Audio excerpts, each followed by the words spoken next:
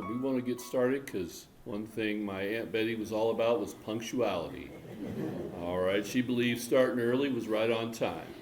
Well, first of all, we want to, the Brown family, or the family of Betty Brown, would like to welcome you and appreciate you for coming to the celebration of life and the memorial service of the beloved Betty Brown. The family is being strengthened and encouraged by your overwhelming support at this time of the loss of their mother, my aunt, grandmother, great-grandmother, sister-in-law, cousin, and friend.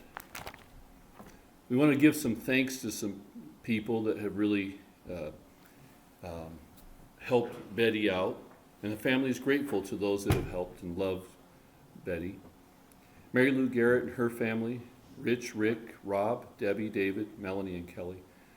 Thank you for your care, your kindness, your gentleness, and being with her. The Kinsey family, the Turnipseed family, the Brown family, Bill and Karen Grzecki, the doctors and nurses, therapists, and caregivers who cared for Betty, Mercy Home Health, Mercy Hospice, the residents of the town of Augusta, Rainey for hosting the family at the Palmatier Motel, which, if you know this Brown family, that's quite a thing to do. Okay. Keywall Flower Shop, Augusta Christian Church, our pianist and organist, Liz Mosier, for sharing her talents today. The Still Fork Presbyterian Church for providing all the attendees with a meal following the service. Please stay. The family would love to hear your memories of Betty. Now, directly following the celebration of life, there will be a short graveside service. Now, you're welcome to join the family. I know it's quite wintry out there, so if you're unable to join us, please head to the basement of the church to partake in the fantastic meal provided by us, or provided to us. The family will join you there shortly for fellowship. Again, thank you for reminding the family how loved Betty Brown is. One of Betty's favorite poems was Ithaca, and it'll be read by Betty's son, her second-born child, Lloyd Solon.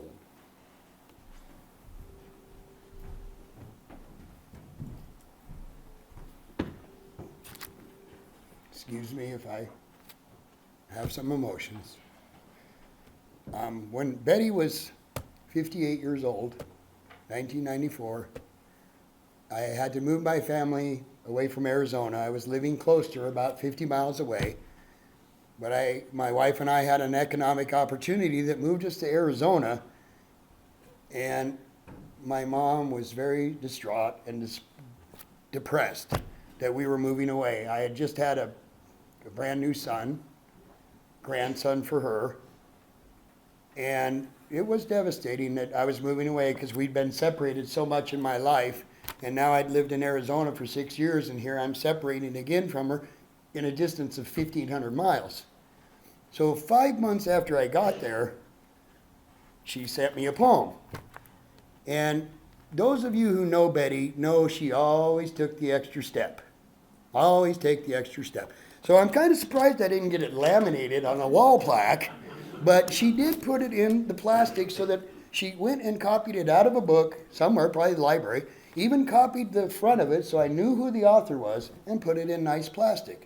Now, the strange thing about this is it's the change of the year. We're into 2020, and I got to make new files in my drawer for the new year, 2020.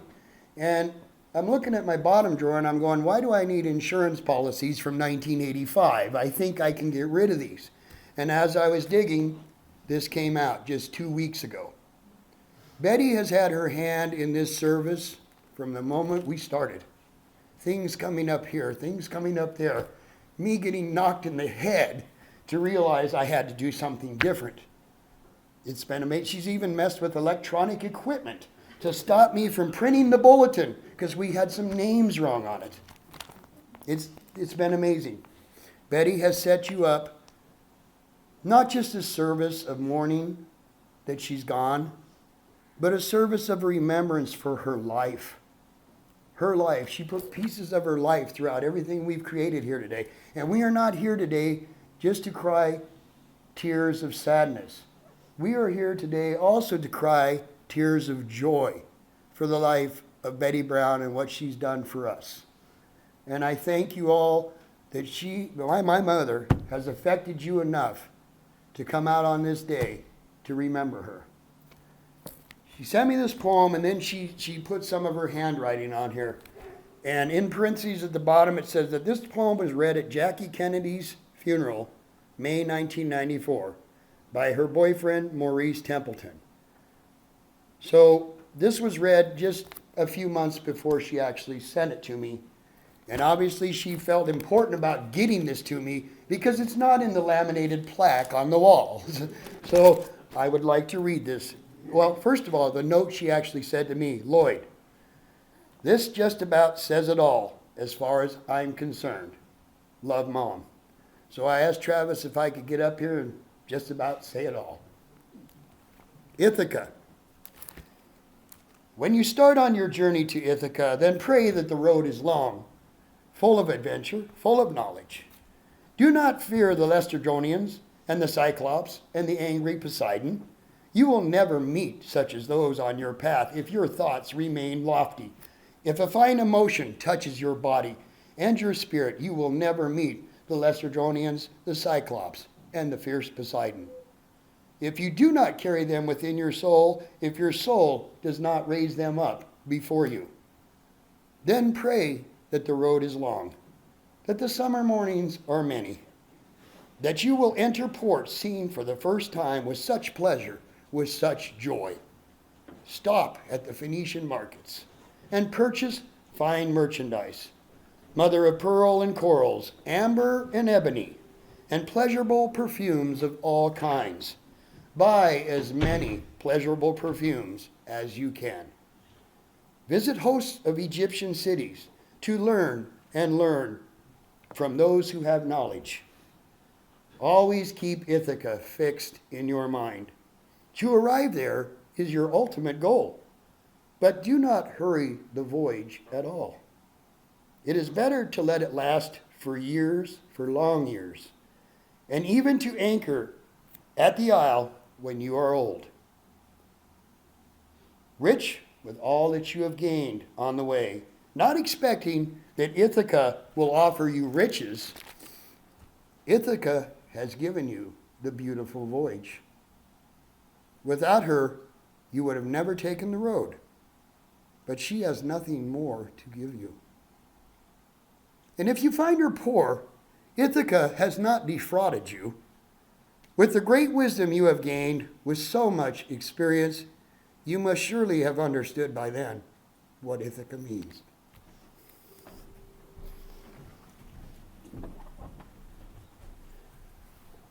Thank you, Lloyd.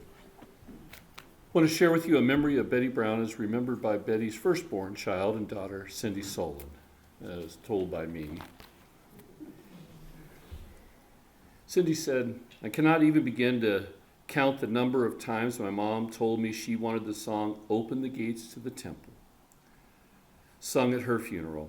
She even sent me the sheet music to make sure that it would happen.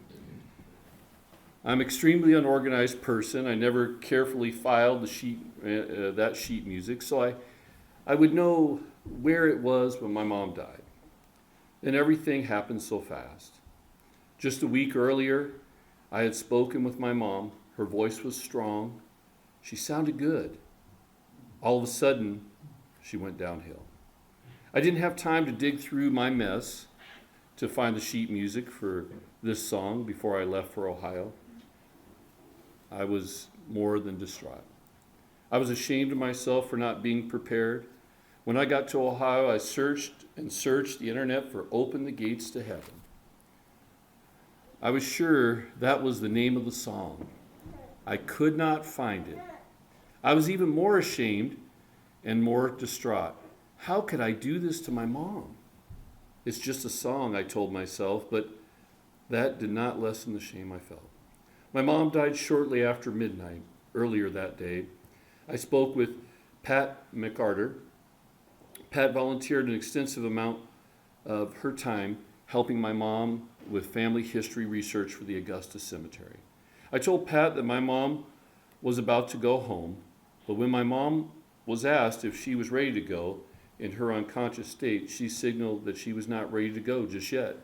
Pat asked, "I wonder what she's waiting for." That hit me hard. What was she waiting for? All four of her kids were with her. We all told her we were going to be okay and it was okay for her to go.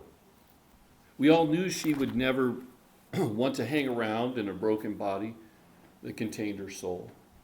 My mom's father, Paul Edgar Brown, had written several stories about members of our family that I had with me. I sat in the recliner next to my mom for a couple of hours reading his stories to her. The final story was about the month before her mom, Paul's wife, Pauline, died. In the story, her father wrote that "Open the Gates of the Temple" was sung at her funeral. Now I knew the name of the song. I had found the song. My mom knew I had finally found the song. Less than a minute later, she quietly went home. God works in mysterious ways. He never ceases to amaze me. This could have only happened with his help, and I'm so very grateful to him for bringing my mom home with peace in her heart. Betty's granddaughter-in-law faced Solon to sing "Open the Gates to the Temple."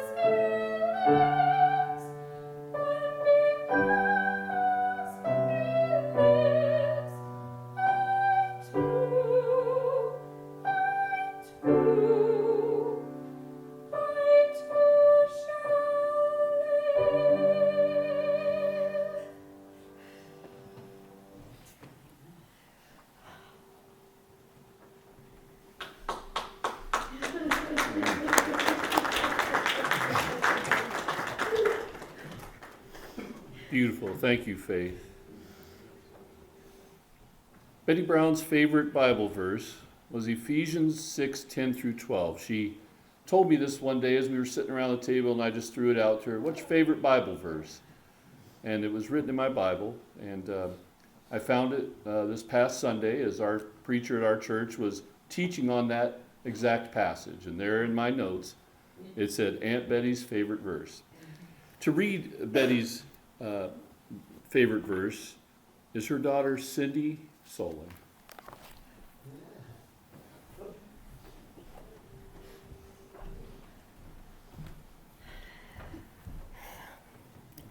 Finally, be strong in the Lord and his mighty power. Put on the full armor of God so that you can take your stand against the devil's schemes. For our struggle is not against flesh and blood, but against the rulers, against the authorities, against the powers of this dark world, and against the spiritual forces of evil in the heavenly realms.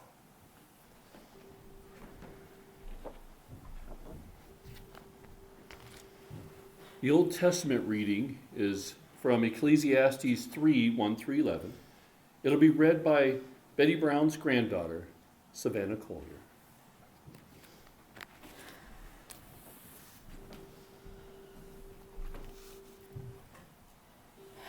To everything there is a season, a time for every purpose under heaven, a time to be born, a time to die, a time to plant, and a time to pluck what is planted, a time to kill and a time to heal, a time to break down and a time to build up, a time to weep and a time to laugh, a time to mourn and a time to dance, a time to cast away stones and a time to gather stones, a time to embrace and a time to refrain from embracing, a time to gain and a time to keep, and a time to throw away, a time to tear and a time to sow, a time to keep silence and a time to speak, a time to love and a time to hate, a time of war and a time of peace.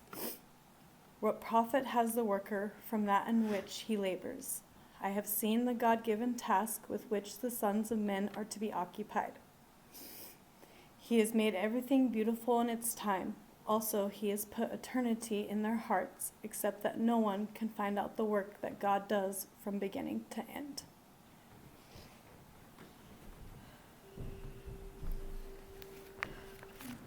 The psalm reading is from Psalms 111. It'll be read by Betty's grandson, Trey Soul.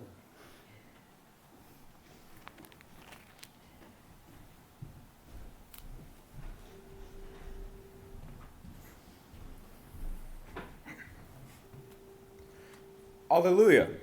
I will praise the Lord with all my heart, in the assembly of the upright and in the congregation.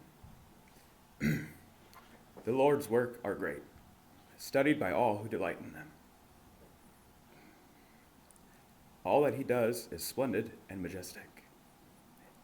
His righteousness endures forever. He has caused his wondrous works to be remembered. The Lord is gracious and compassionate. He has provided food for those who fear him. He remembers his covenant forever. He has shown his people the power of his works by giving them the inheritance of the nations. The works of his hands are truth and justice. All his instructions are trustworthy. They are established forever and ever. Enacted in truth and in uprightness, he has sent redemption to his people. He has ordained his covenant forever. His name is holy and awe-inspiring. The fear of the Lord is the beginning of wisdom. All who follow his instructions have good insight. His praise endures forever. The New Testament reading comes from 1 Corinthians 13, and it'll be read by Betty's granddaughter, Megan Solon.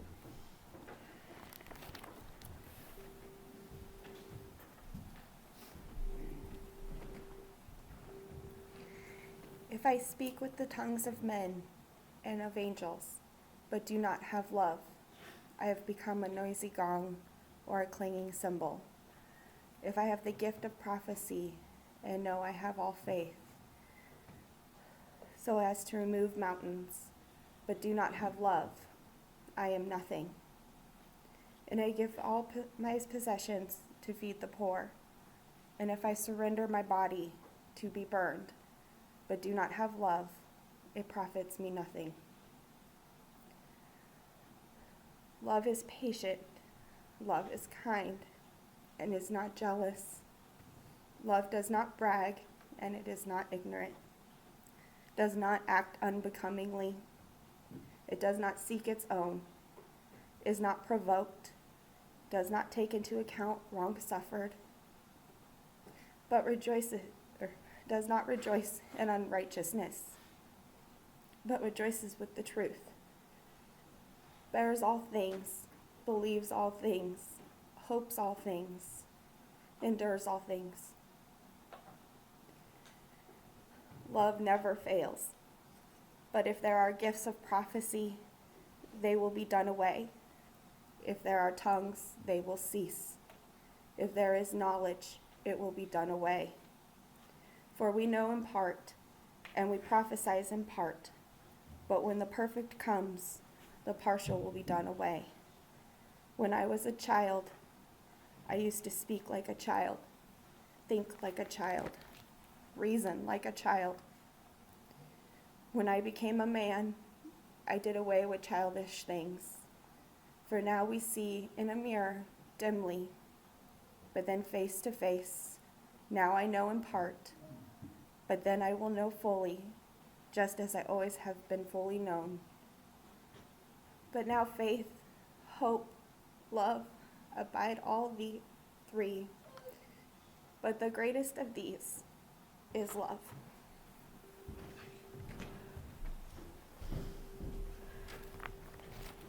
The gospel reading comes from Matthew 7:24 through 27, read by Betty's great-granddaughter, Angelina Hansen.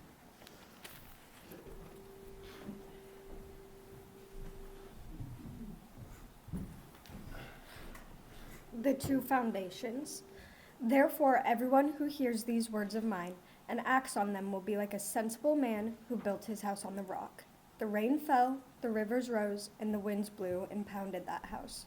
Yet it didn't collapse, because its foundation was on the rock.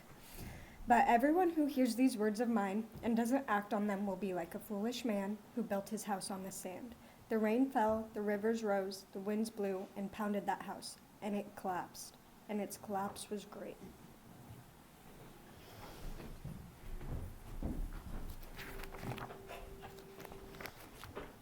Thank you to the Brown grandchildren and great-grandchildren. You know she'd be proud of them. How did I get the honor to eulogize Betty's life? Well, over 20 years ago, as we sat around talking about life, the topic of her completing her funeral arrangements with Bartley's came up.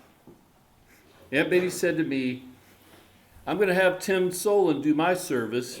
He's always wanted to bury me."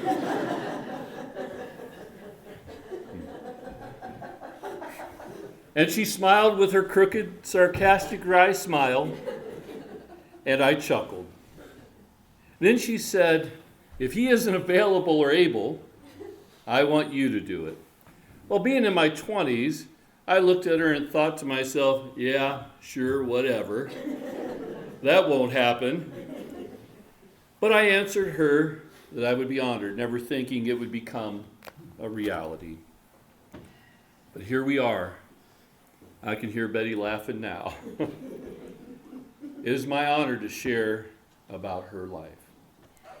The story begins as an early 20-something-year-old man comes through the door of his family's home just off Kensington and Endora, next to the Kinsey home, from his rented place up in Stark County near Massillon.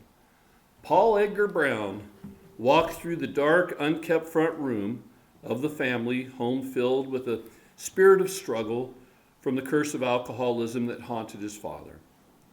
He entered the kitchen and saw his mother, Ina Brown, who lit up the kitchen like an angel.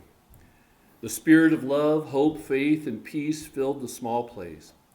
They talked about his studies, his job, his brothers, family, and life in general.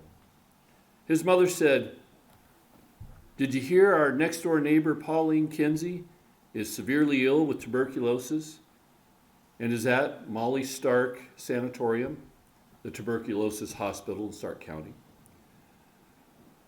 Paul, I'm sure, said something pleasant. Paul was a stoic young man and told me the Kinseys were a wild bunch, hanging off the porch, yelling, running around. He chuckled as he told me the story. He loved the Kinseys' house because there was always something going on.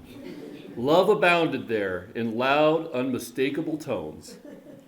He continued, Ina sensed her son was not deeply interested in Pauline Kinsey's plight or taking her hint.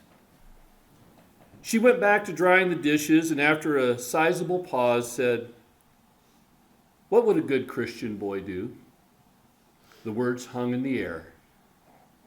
A few days later, Paul went to visit Pauline. He continued to visit. Over a long duration of time, a friendship blossomed. One day he came to visit, and Pauline shared she was going to be sent home because she was a Carrollton County resident. So many were suffering with tuberculosis at that time.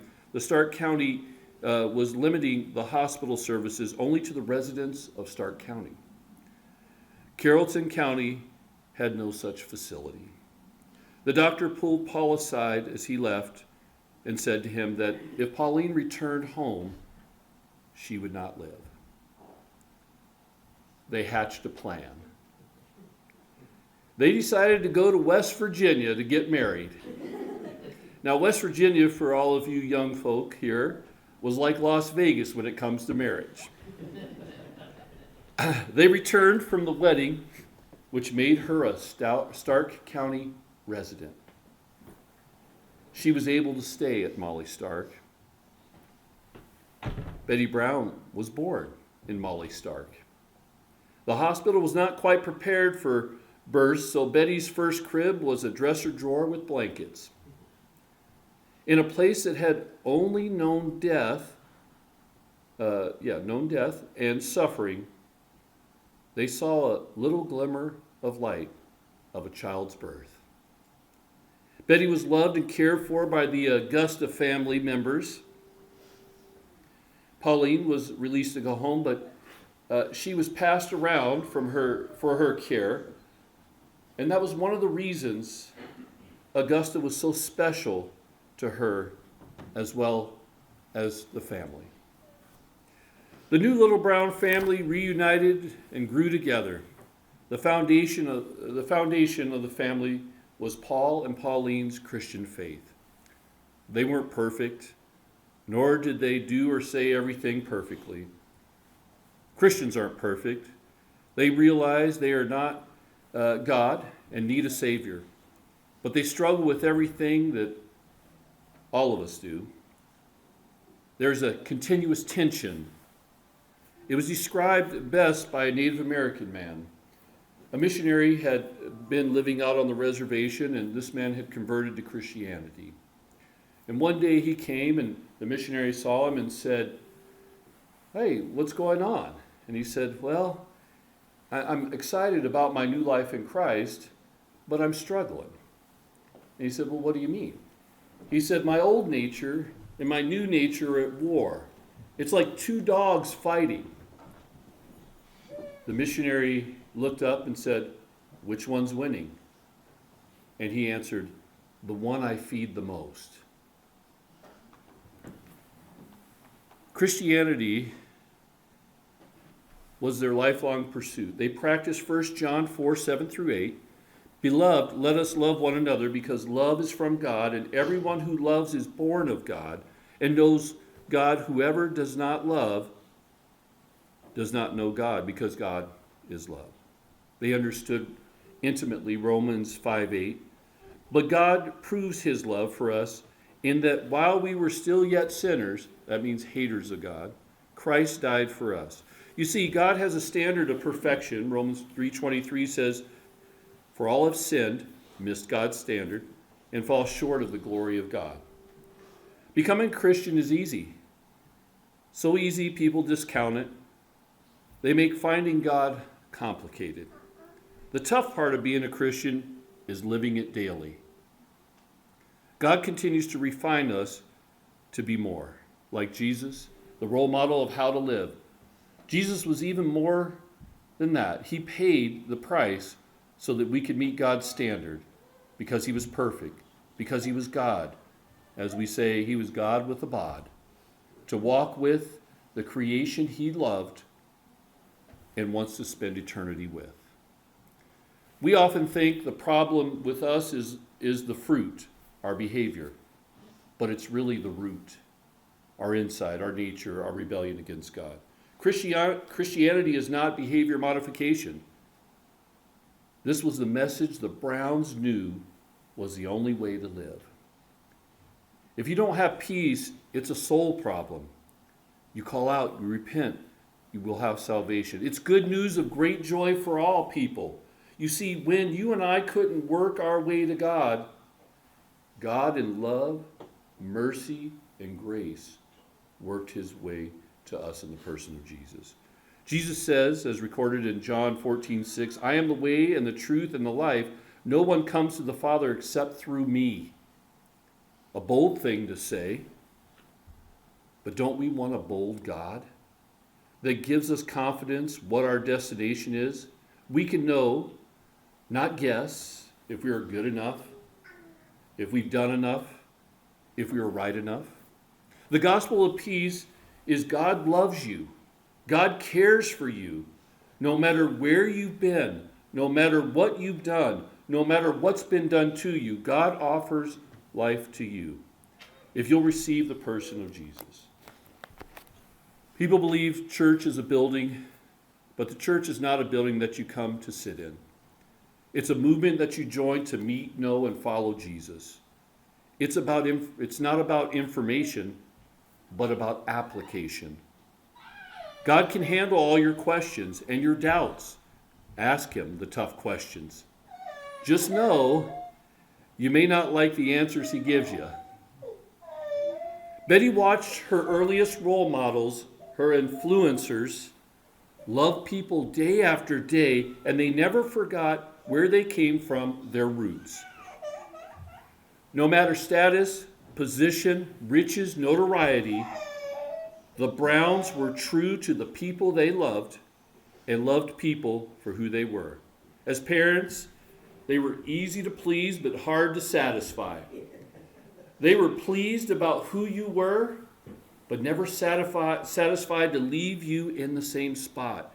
They encouraged you to be the greatest you, and they knew your foundation meant everything in the development of you as a person. The chief virtue of the Christian faith is humility, putting others before yourself. Betty lived in this where she prospered. Betty was highly intelligent, hardworking, witty, kind, caring, gentle, thoughtful, reflective, sincere. She had a great sense of humor. She was unafraid, spontaneous, thanks to the Kinseys, opinionated. She always sought peace. She was demanding and tough sometimes. But you see, it's because she learned in her home that God loves us where we are at and lovingly challenges us to grow in humility, wisdom, and love, which she displayed naturally in her life.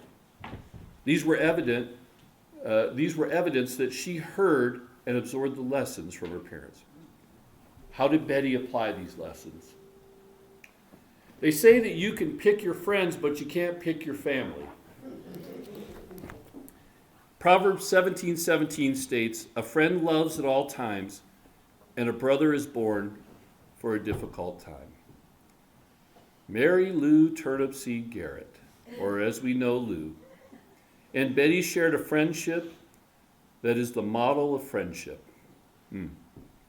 They were best of friends from their births. and on. They went on trips together, visited each other, stayed in each other's homes. One time Betty came to Augusta when they were young for the weekend and got snowed in for a week, which I thought may happen to all of us. The two of them laughed and giggled and rode their sleds up and down the hills until they were cold and wet. And then they went in, threw their clothes near the register to dry, and once they dried, headed out again. And they did that all week long. If the dictionary had a picture of friendship, it would be Lou and Betty. If you want to know how to do friendship, these are the best role models I've ever seen.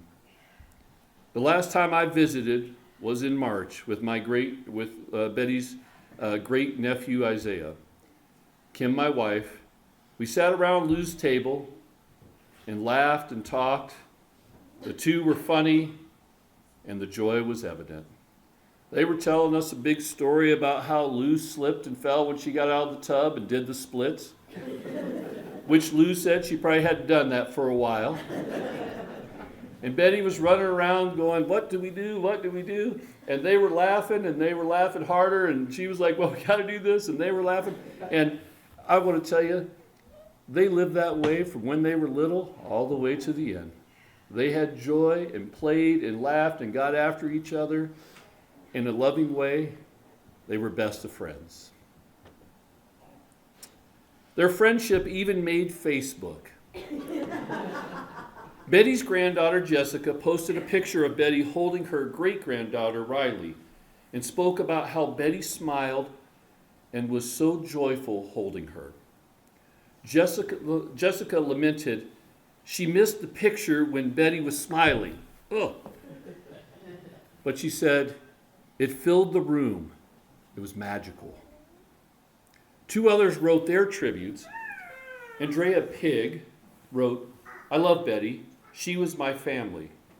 My Scheckler family history and those buried in Augusta Cemetery brought us together. I have fond memories of visiting Augusta a few times, staying with Betty and sitting in Lou's kitchen. They are both wonderful women. Betty will be greatly missed. To which Betty's great-granddaughter Tara Dacus replied, Lou's kitchen. That is my goal. That place is still magic, the hub of local social gossip, and just a warm, welcoming love. I am proud to know that my loved ones are at peace around there. I'm happy to hear someone else bring up similar memories. Another way that Betty loved, Betty searched the family genealogy to help everyone know their family members. She helped countless other families honor their loved ones and by finding the connections and restoring their family history. Hours upon hours of research, walking through graveyards, searching records, and dusty old newspapers, which the young people here won't know what those are, but for the rest of us, we know. She helped her kids and grandkids by investing in their lives through advice and humorous advice, which was one of her gifts, and financially, as she knew they would be successful. They may have needed a little jump start. She invested in people. And her most prized investment was her family. You see, family was important. She learned that from her mother, Pauline. Her successful business ownership of trailers in Myrtle Beach, the apartments in Queen Valley, Arizona, not only made people's lives better through great accommodations, meticulously prepared and cared for, she tirelessly worked to make a vacation adventure in Myrtle Beach or a snowbird time in Arizona the best experience ever. Her work was so appreciated by so many. She went the extra mile to make others comfortable. She learned that from her mother, Pauline. Her love was on display as she took care of all the details for her own funeral. From the service to the headstone, she did this so it would be easier for her family. She would say, I don't want to be a bother or in the way. Betty, you were never in the way or a bother. She took in numerous cats and dogs to give them an incredible life. They had adventures and laughs with all their exploring. From dogs dragging her across fields to cats hiding in toughest places to get to, she scolded them and then laughed and off to the next adventure. I almost think the cats and dogs liked to misbehave for her, just to remind her who was boss. She was kind to them and took care of them until the end of their lives. They provided her companionship during her endless hours of work on the Augusta cemetery. She was instrumental in saving this church building, the Augusta Christian Church, to remain a church out of respect for the community and the families who have been served by this church. This place meant so much because of its family history for her personally. The Augusta Cemetery has become a model of a family cemetery with her passion and help to make sure it is respected and taken care of out of respect for those who are buried here, their families, and those still yet to be buried. This was a pursuit that came about because her father was passionate about its care and respecting those Augusta people, as he would say. He loved his roots. Betty took it to the next level with restoration projects, website, stories about individuals. I know he'd be proud of her beyond words for her hard work. She always had a project and enlisted whomever she could. Many of you sitting in here were part of those projects. Cindy created the website and is even redoing it to put it on newer format. And then Lloyd one time happened to show up here, and there was a tombstone that was 90% buried. There was just a little bit on top. And she said, I just need you to dig out a little bit for this tombstone. But Lloyd got in there in the warm summer here, maybe not used to all the humidity that you all have. And he began to dig and dig and dig and dig. And at one point, Lloyd thought to himself, am I going to dig up a body or hit a casket? Which was one of his fears. And he continued to dig and finally got to the point where they were able to get to the headstone and get it out and replace it to honor that person's life. The law office of Polly Brown, where she worked and learned how to be a lawyer. Now, she didn't graduate from law school, but you never know it. She was naturally gifted and learned from the best teacher, her father. Her persistence and ability to search and read and understand the law made her able to help so many people, just like her father. Greater still is she was involved with the Browns' way of loving people who weren't wealthy but needed law services. The team of Gloria Cease, Betty Brown, and Pauline Brown would find out about the families that were there for service. They would ask them questions and chit-chat with them. They would charge the people based on what they could pay. So they had the dignity of having Pauline Brown as their lawyer, just like P.T. Phillips and Colonel Sanders and others did. They never knew that, but that was just the way they operated. And Betty and Gloria and Pauline were the master spies behind it all. Then they would visit the people that they served during Christmas to bless them as valued clients by buying them food, toys for the kids, and other things the team was able to get from the unsuspecting clients. They would visit and simply say, "You're our client. This is what we do." And the last story I'll share with you to show her love was of two little girls sitting on the front porch on 11th Street. Lou was 11 and Betty was 12, and they were waiting for their 6-month-old baby brother who came on Flag Day. That was my father, Ben Brown. She always sent him a birthday card for Flag Day, as well as his actual birthday, November 18th. She said Flag Day was an important day because that was the day you became a Brown, part of our family. Uncle Ben, as he's known to her children, protected her and the family from people who treated them poorly. They had an incredible friendship. They shared computer frustrations on the phone for hours, and they were best of friends.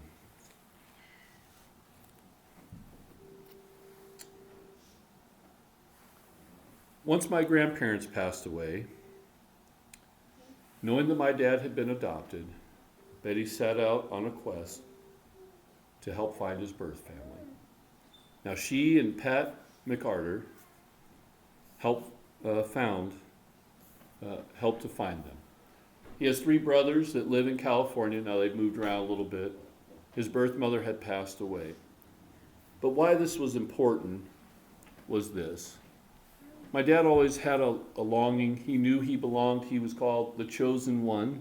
They gave him a little book to make him know that he was chosen, and they loved him. And Betty's love for him, and the picture flashed up there, but there's an incredible picture of Betty holding him, and he's smiling and she's smiling. What you didn't know is she carried him all the way to downtown Massillon to take that picture. I don't know if I'd have been smiling, but they did. But they loved each other, and the gift that Betty gave my dad was this. He had always struggled a little bit, thinking, well, I'm not blood relative and all that. But this is what they found out. My father, when he was adopted, my grandparents would have never known, he was a blood relative. He was a cousin to the Browns through the turnip seed line. And I want you to know that what that did for my father, it brought him joy and a peace that when he left this earth, he knew he was really a Brown.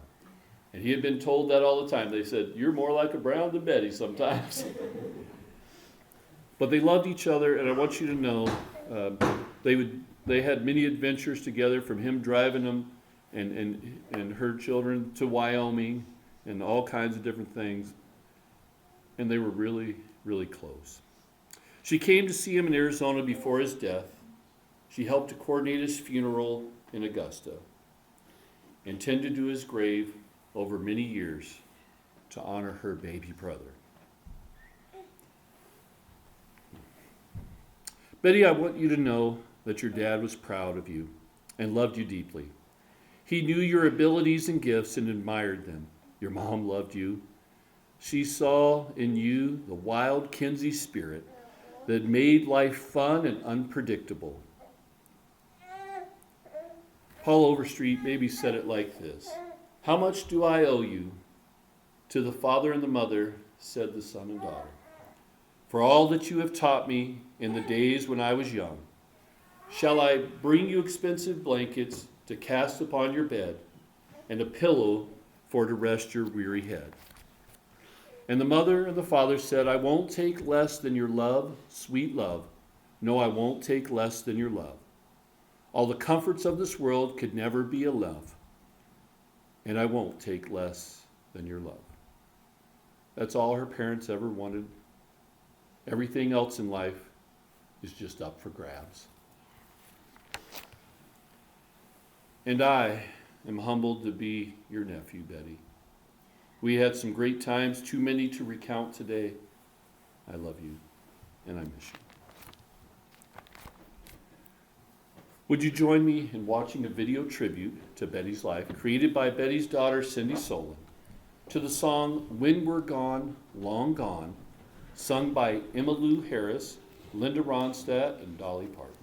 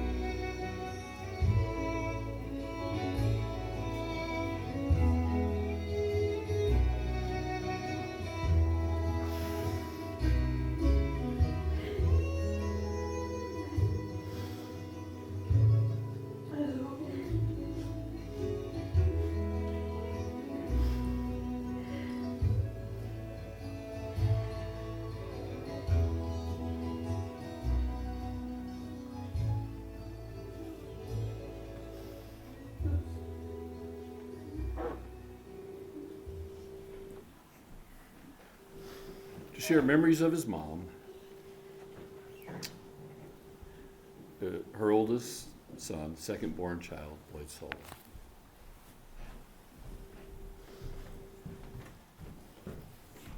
I really don't know how I'm supposed to get composed after that. But I want to first of all thank each and every one of you for caring enough about my mother to be here today on this very, very, very cold day. I mean, in this moment, in this church, at this time, we are not different. None of us are different. It doesn't matter if you're as butt ugly as I am or as handsome as Betty's new great-grandson, Bo.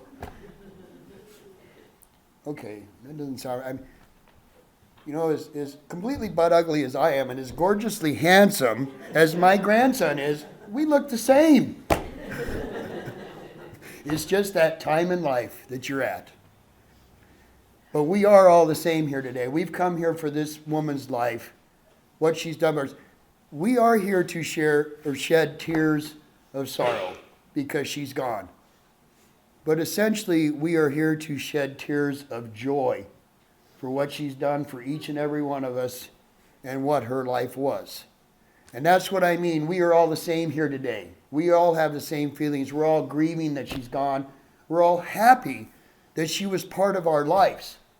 And when we go downstairs, whoever stays to go downstairs and partake of that wonderful food that the Presbyterian Church is providing for us, I want you to find somebody that you don't know and go up to them, introduce yourself, and tell them a story that you have of Betty, and then listen to the story that they have of Betty. Because everybody has a different story of Betty. My mom gave me a gift. And I'm not talking about just the gift of life. Most parents can do that even by accident. The true gift of life, or the true gift that we get from our parents, is that piece of themselves that they give us that helps us through life and makes us a better person. That is a true gift from a parent.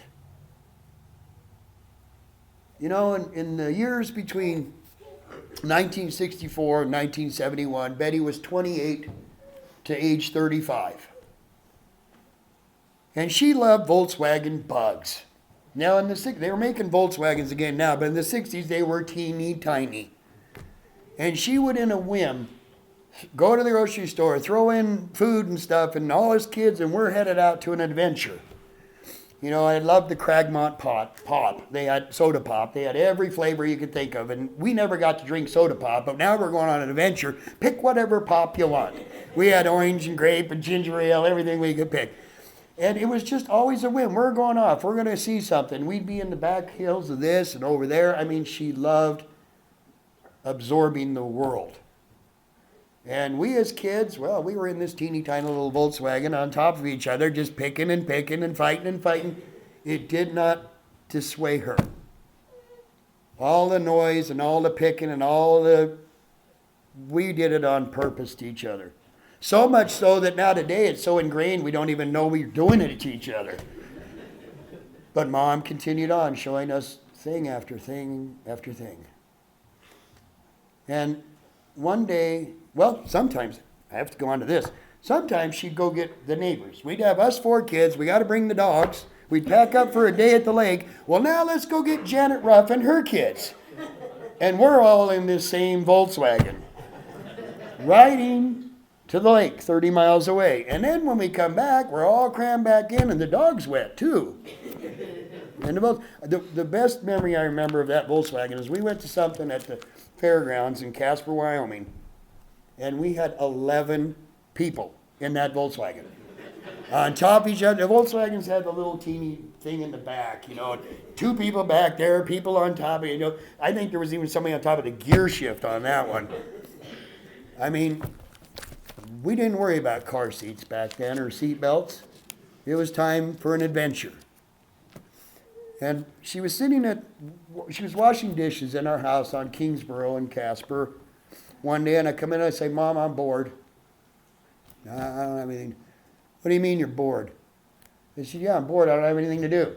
Well, you have a beautiful mountain right out here. That's beautiful. That's something to look at. I go, I've seen it. Have you seen it all? Do you know where it ends? Do you know where it starts? Well, no, I don't. I mean, she stopped me in my tracks. She made me. At that time, our street, we could go up about 3 blocks and the houses would end. And in Casper, Wyoming, it's rolling hills to the mountain. And I went up to where I could get out of the houses, up on a hill. Okay, that's where it ends in the west, and that's where it ends in the east. She prompted me to go out and find that information, because I knew when she said that to me, you're right, Mom, I don't know the answer to that. I don't know the answer to that. You know, a short time later, hey kids, we're going, there's always a whim. Throwing something, this time we're not getting a lot of supplies. We're not building up for an overnight or a lunch or breakfast. We're just headed out. And where we ended up was probably about 10 miles out of town, on the other side of the Platte River from where the highway is. And we roll up, and this is the first cabin in Natrona County. And we get out, and okay, there's about 2 piles of bricks all the way around this foundation, maybe a third layer in a little bit. And this is a house. Okay. But what I learned that day, she wasn't just looking at those pile of bricks. She was absorbing what was there. What made that pile of bricks? I mean, Wyoming winters are God-forsaken. I mean, when we went to school, we walked like this, and we were straight up in the wind. I mean, Wyoming is god-awful in the winter. And what she was seeing and what she was absorbing is, how did those people come out here with nobody else around them and build that house and suffer through that? I mean, you have a child, there's not just a local hospital to run to. And I realized at that time, as much as my mom liked to go and look and see, she wanted to absorb everything. Everything. You don't just see what's there, you see what's behind it, beyond it, on the side. You see what was there before. That's what Bette Brown was about. Seeing everything. And that's the gift she's given me. I have been that way the majority of my life. I look and I absorb everything around me, because there is something I haven't seen. Oh yeah, I saw the mountain, but what really is the mountain? And because of that ability of me to absorb so much and keep so much in order, I have helped a lot of people in this life of mine. That's my mother, and that is the gift that she gave me. Now my father, because we were always off with Mom. Dad wasn't usually along, he's working somewhere. Now my father obviously got some sort of jealousy of this connection that Mom was building with us 4 kids. So knowing my dad, he's thinking, well, I can do that, and I'll do it better. So, he plans for a week or so for this trip, and we have all kinds of supplies. So the whole back of the station wagon is full. That's not enough. We need to pile the top of this, and he wraps it with a tarp and ropes. I mean, we're ready for the zombie apocalypse when we leave town. Except that almost every time it ended in disaster. I mean, it was so heavy on the roof was caving in on the station wagon with so much stuff. But every time it would end in disaster. My mom would spin it out in 3 minutes. Let's throw it in. We're going. And it was a beautiful time. Every time. Mom was simple. Dad was complicated. This last 9 days, us 4 kids, we've been back in that Volkswagen. We've been crammed together. We've been picking. We've been fighting. We've been spitting.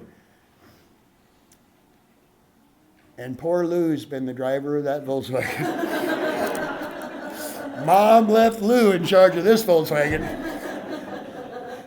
And right now, Lou's kind of scooting around on her chair. She can't scoot fast enough to get out of the middle of us. You know, Lou, us kids love you very much. We would never, ever in this lifetime be able to express to you the love we have for you.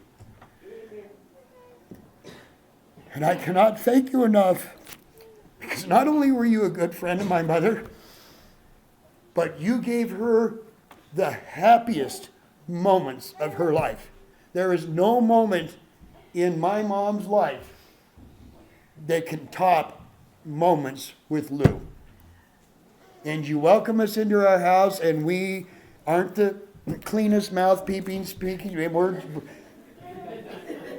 I tell my kids, I said, you know, my brothers, we came from a volatile mix. Tim and Betty were quite extreme. Quite extreme. And at one time, well, she came to live with us in Washington for a couple of years because she couldn't really afford her house anymore. And I can't move in with Lou. I don't want to be a burden. Okay, I brought her out to Washington. And my sister and her are into the genealogy and all this. We got to get your whole family swabbed, DNA. We got to find out where everybody's from. Well, I'm always more worried about where I'm going, not where I'm from. So I didn't look at the results. I don't know what I am. But one of my family told me at one time, you're the closest match to both our parents.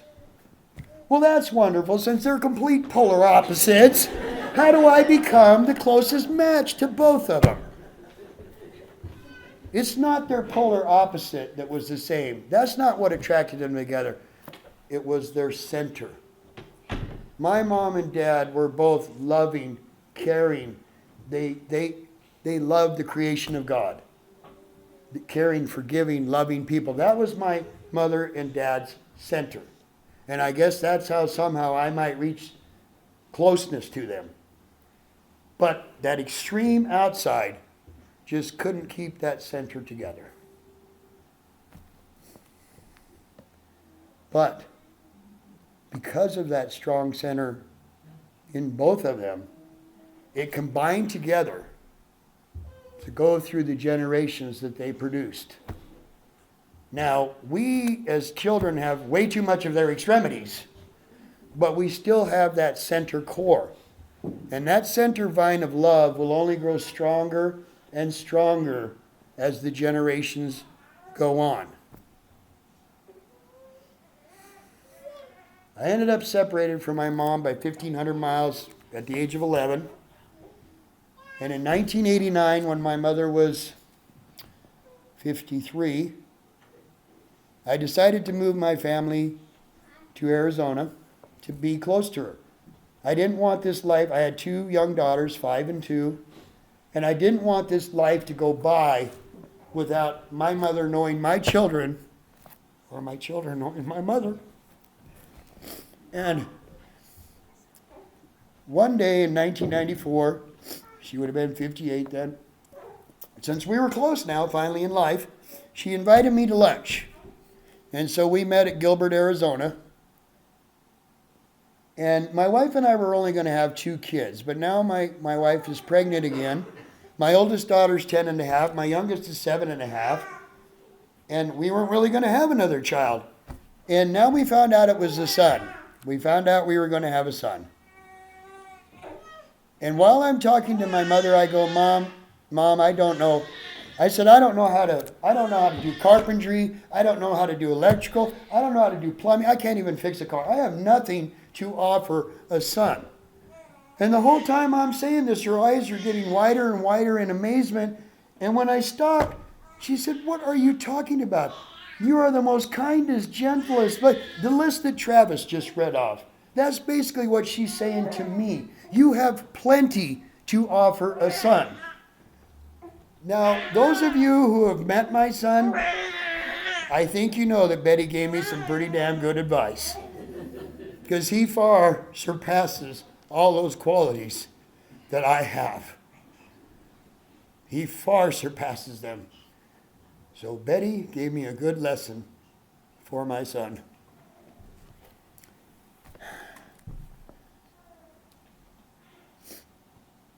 You know, I'll miss my mother. I love my mother very much. I'm 61 years old today, here standing here with you. And for 38 years of my life, my mother was 1,500 miles away from me. From the time I was 11 until I moved to Arizona at age 30, 1,500 miles away. After I left Arizona, until the time she came to live with us for a couple of years, 1,500 miles away. So, only 19 years of my 61 years have I been close enough to my mother to be able to see her regularly. We talked on the phone a lot, but long distance in the 70s and 80s was pretty costly. So you had to keep the long distance down. But at this time, at this moment in this church right now, I feel closer to my mother than I've ever been in my life. Since the day she has died, she is growing stronger in my heart, she's growing stronger in my soul, and she's growing stronger in my mind. And it will only grow stronger the more I live. And that vine that Betty and Tim created is only going to grow stronger throughout the grandkids and great-grandkids. And Betty's legacy will live on. You know, Mom, I'm proud that you are my mom. And the only thing I can hope for the rest of my life is that you will be proud of me. I love you, I miss you, and I can't wait to be in your loving embrace once again. Amen.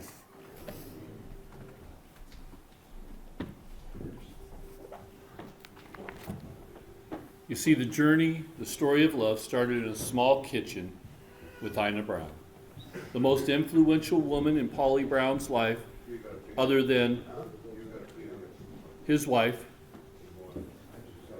grandmother McGranahan, and has been passed down to Bette Ina Brown in name and deed. Ecclesiastes says 7:1 states, a good name is better than perfume, and the day of one's death than the day of one's birth. And what finer name could Betty, which means my God is plentiful, or God is my oath, carry than the name of Ina, which means home, or to entertain. Who was light in a dark place that ensured love would be passed down as a Brown legacy. Ecclesiastes 7:2 states, it is better to go to a house of mourning than to go to a house of feasting, since that is the end of all mankind. And the living should take it to heart. We are here to celebrate the life of Bette Ina Brown. You're here to encourage and strengthen each other through our loss. You're a blessing to the family. You hold us up when we become weak and overwhelmed with grief. Today is a day also to contemplate your life. Challenge yourself. Look into the mirror of frailty and the speediness of life. On the tombstone, there are 4 components: the person's name, the date of their birth, a dash, and the date of their death. What is the most important part of the 4 components of the tombstone? The dash, because that's where we lived. The challenge for us today, after receiving love and witnessing the love reflected to us through the life of Bette Ina Brown that she shared so freely, what will you do? Will we walk from here challenged and changed? Will we love? Will we run to our family and friends to serve them in good, inconvenient, and difficult moments? Will we love the people considered unlovable by society? Will we pick up the phone and call or text? Will we admit our wronging of others? Will we lay down our pride? Will we lay down our rationalizing, which is us telling ourselves rational lies to make ourselves seem to be right in our own eyes? Will we run to those in their moment of need? Will you choose love? You see, love never fails. Will we choose love? To Betty's great-grandchildren, Caroline, Riley, Bo, Brandon, Angelina, Mia, Karis, Sarah, Brandon, Hadley, Colton, Cassius. To Betty's grandchildren, Ashley, Jessica, Trey, Samantha, Tara, TJ, Megan, Savannah, and Cody. And to Betty's children, Ned, Natalie Ann, Lloyd, and Cindy.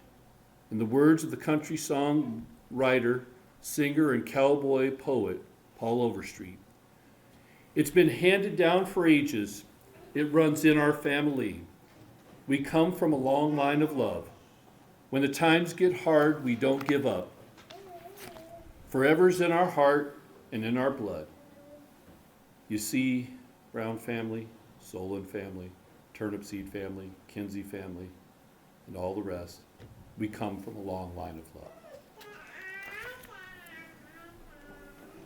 If you only would bless me, extend my border, let your hand be with me and keep me from harm, so that I will not cause pain.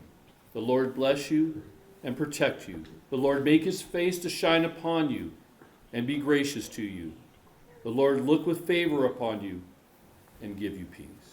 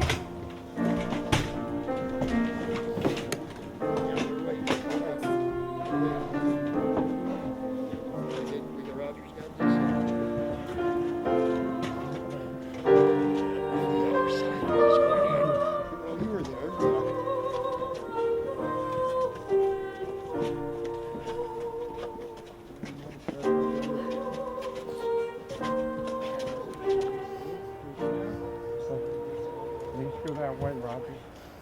If I go that way. Oh, too far. Right there.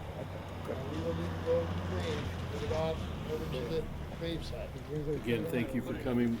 Please join us in the basement afterwards, where the family will go out and do the graveside service. You're welcome to join us, but I know it's cold out there, especially being from Arizona. I really know it's cold. All right. We hope to see you all in the basement. Look forward to talking to each and every one of you. Thank you.